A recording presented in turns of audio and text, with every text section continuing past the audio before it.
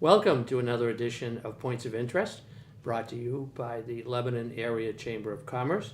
My name is Paul Boucher. I'm the President and CEO of the Lebanon Area Chamber of Commerce.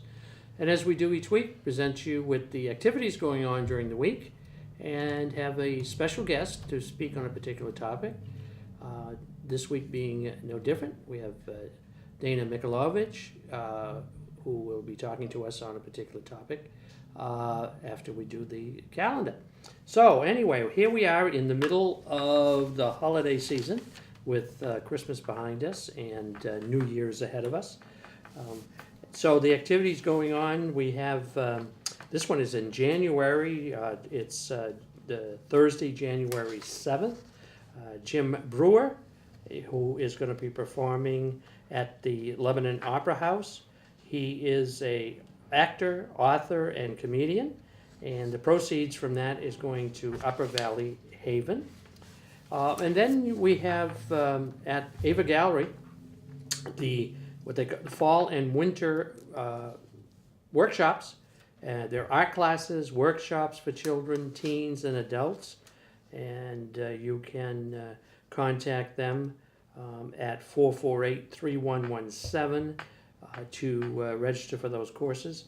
They're open to all ages, from, as I mentioned, children, teens, and adults. And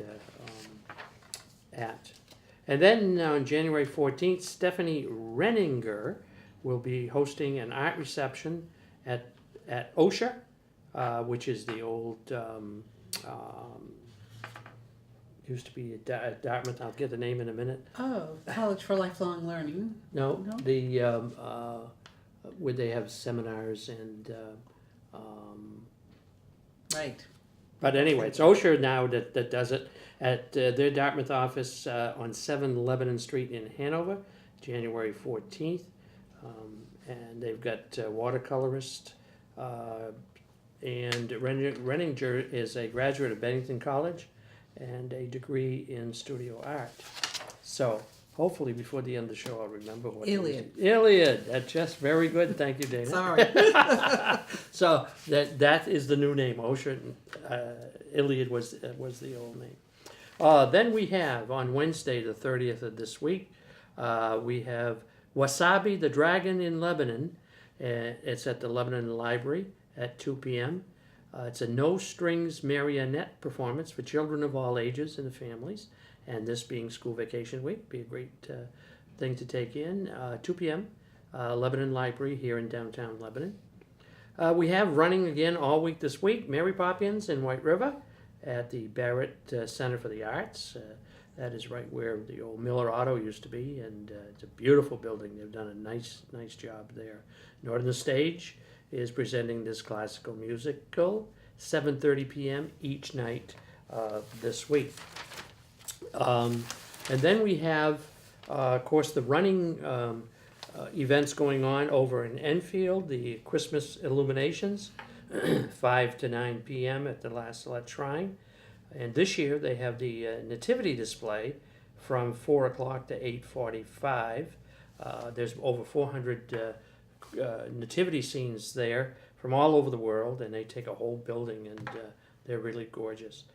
So they're going to run the lights and the nativity display up until New Year's night, and will be their last lighting for the year.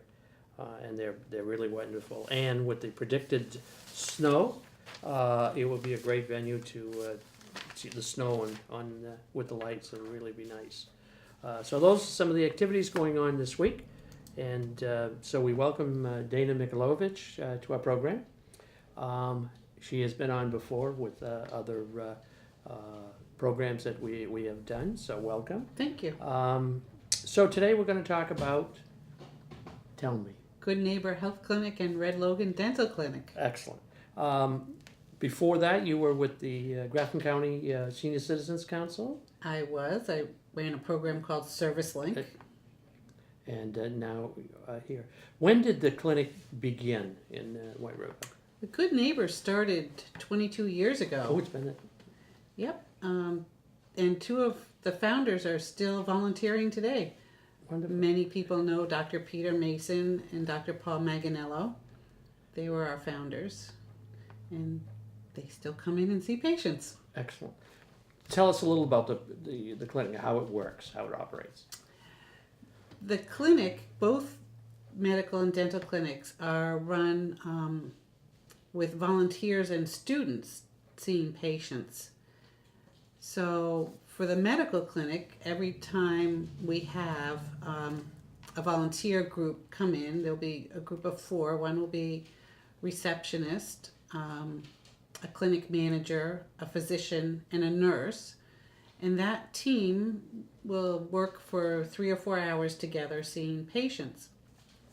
Often Dartmouth medical students or Geisel medical students act as the nurse in that as that team. So the physicians are also teaching while we're seeing patients.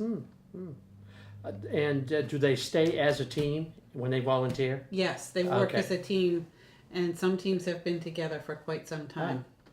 And they come in once a week, once every other. Some are once a week, some are once a month. Oh, I see. Okay. So it could be the 3rd Wednesday of the month.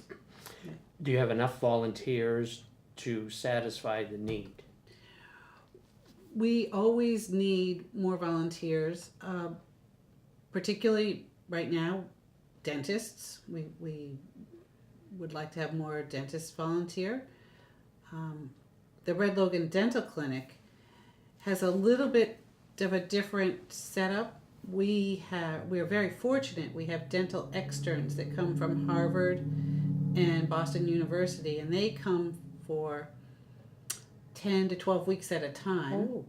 The owners of Timberwood Commons donate an apartment for us, so the students stay there for free, and they work every day seeing patients. So we have to have supervision for them every day.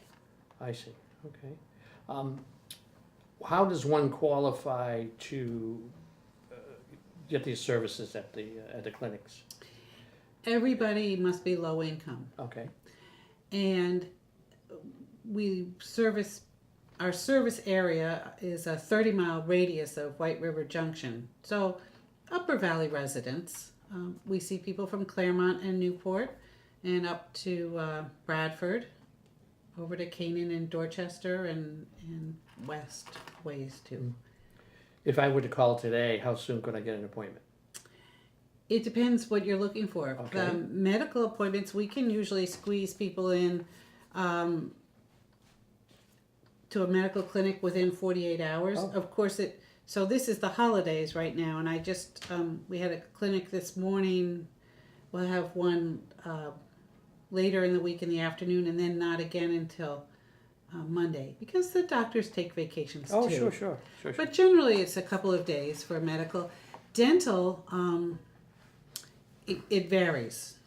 And there's times when we have a long waiting list and times when we go through that waiting list more quickly. When we have 2 dental externs in-house, when we're seeing a lot of patients, the list is short. Right now, we have a couple month period with no dental externs, so we're just reliant on our local dentists who volunteer, and then the waiting list gets a little longer. It gets a little longer. All the equipment is there, so the dentist just comes in and all the equipment is, Yep. is there. We raise money for all the supplies. Okay, that's where I was going. Okay, they volunteer their time, but there's operational costs. I'm sure you have to pay rent, administrative fees. Where does a lot of that money come from? Well, we're lucky we have a very lean operation. Our budget is about $600,000 a year. And we don't pay rent. We own the building that we're in. We're very fortunate to have that deeded to us last year. But Wonderful. half of our operating expenses, so $300,000, is raised locally. And that's just donations from local individuals and people who have foundations that live in the Upper Valley. Where is the building located? We are at 70 North Main Street in White River Junction. It's the old Gates Library building, and it's Is that across from the old Tip Top? From the Tip Top? kitty cat, Yes. Okay. kitty corner across from the Tip Oh, Top. okay. Yep. And both clinics are in there, the dental and the medical. Yes. Oh, Both in, Well- although we do have some satellite clinics, not dental, just medical, where we will go out and see patients. We have one on the APD campus, Oh, a couple of evenings each month. And then we have on Wednesdays, when Dartmouth students are here, we have a satellite clinic in Enfield at Dr. Beaufay's office. We go up to the Haven. Dr. Mason takes Geisel students up to the Haven to see people, and to the Claremont Soup Kitchen oh, again oh, with medical students and a preceptor. yeah, that's wonderful. And what would qualify? I'm sure there's a formula. How you qualify to go there? You said. Well, it's income, and Yeah. what we used to say is that we were a clinic for the uninsured.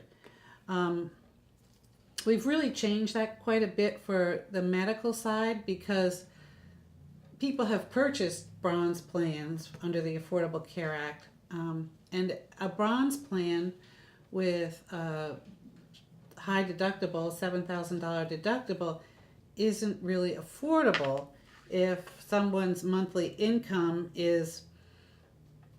So we work at 250% of the federal poverty level. That's $2,431 for one person. For a family of four, it would be $5,815 Per month. That's a monthly income. So yeah. if your income's less than that, it would qualify to be seen They at would- the clinics. And you see from children to adults. We see children in rare instances. Okay. So we'll do sports physicals, Oh. camp physicals, school physicals. That's that type of thing for the younger. for the younger. But Medicaid, because we started as a clinic for the uninsured, the kids generally have good coverage through Medicaid. Ah. So there isn't as much of a need as for the adults. So, what is your biggest need now, or what are you looking to do? Well, dental is really on everybody's mind. We're working with some local groups, looking at how to have more